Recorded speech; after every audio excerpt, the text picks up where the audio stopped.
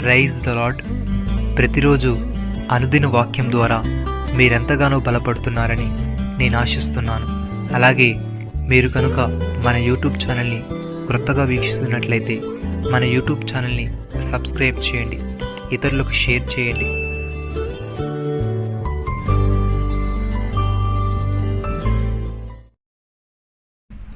పాపులను రక్షించుటకు యేసుక్రీస్తు లోకమునకు వచ్చిన వాక్యము నమ్మదగినదియు పూర్ణ అంగీకారమునకు యోగ్యమైనది ఉన్నది.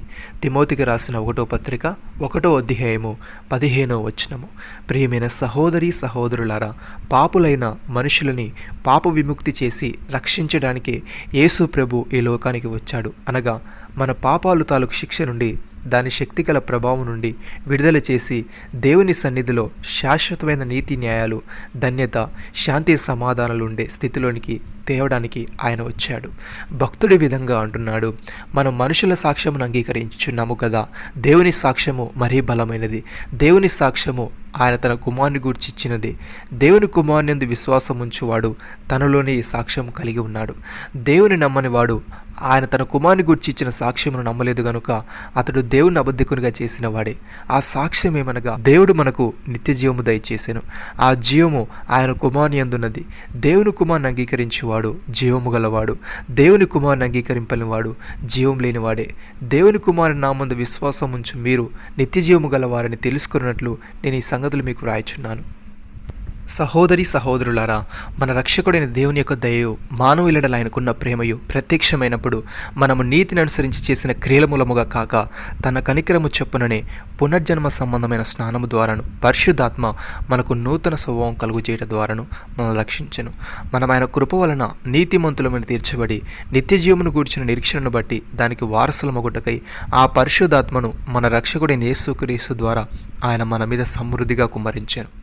పౌలు భక్తుడు తిమోతికి రాస్తూ ఈ విధంగా అంటున్నాడు, అపవిత్రములను ముసలమ్మ ముచ్చట్లను విసర్జించి దేవభక్తి విషయంలో నీకు నీవే సాధకము చేసుకునము. శరీర సంబంధమైన సాధకము కొంచెము మట్టుకే ప్రయోజనకరమును గాని దేవభక్తి ఇప్పటి జీవం విషయంలోను రాబో జీవం విషయంలోను వాగ్దానముతో కూడినదైనందున అదన్ని విషయంలోనూ ప్రయోజనకరమగును. ఈ వాక్యము నమ్మదగినది, పూర్ణ అంగీకారమునకు యోగ్యమైనది ఉన్నది. ప్రియమైన సహోదరి సహోదరులారా, మనము ఒకరినొకడము ప్రేమింతుము. ఏలయనగా ప్రేమ దేవుని మూలముగా కలుగుచున్నది. ప్రేమించు ప్రతి వాడును దేవుని మూలముగా పుట్టినవాడై దేవుని ఎరుగను.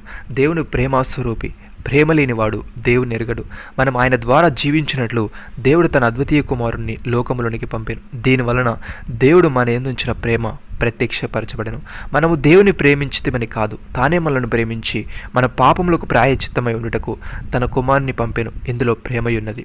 నమ్మిన వారు నాతో కలిసి ప్రార్థనలో ఏకీభవించండి.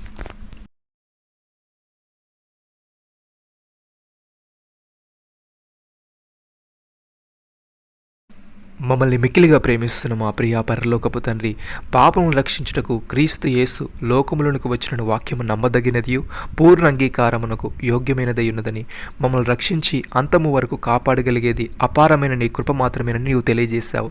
తండ్రి, నీకు స్తోత్రములు. దేవా, మేము నీ యందు విశ్వాసం ఉంచి నేను మా రక్షకునిగా అంగీకరించి నీవిచ్చి నిత్యజీవును పొందుకునే వారముగా ఉండుటకు సహాయము దయచేయమని, ప్రేమ నీ మూలముగా కలుగుచున్నది గనుక ప్రేమించు ప్రతివాడును నీ మూలముగా పుట్టినవాడై నిన్నెరుగును గనుక మేము ఒకరినొకరు ప్రేమించే వారముగా ఉండుటకు సహాయము దయచేయమని, అపవిత్రములమున ముసలమ్మ ముచ్చట్లను విసర్జించి దేవభక్తి విషయంలో మాకు మేమే సాధకము చేసుకుంటూ నీవిచ్చే వాగ్దానములను మా జీవితంలో స్వతంత్రించుకునే వారముగా ఉండుటకు కృపచూపమని, నీ పరిశుద్ధాత్మను మాలో ప్రతి ఒక్కరి మీద సమృద్ధిగా కుమ్మరించమని యేసుక్రీస్తు నామంలో ప్రార్థిస్తున్నాము తండ్రి.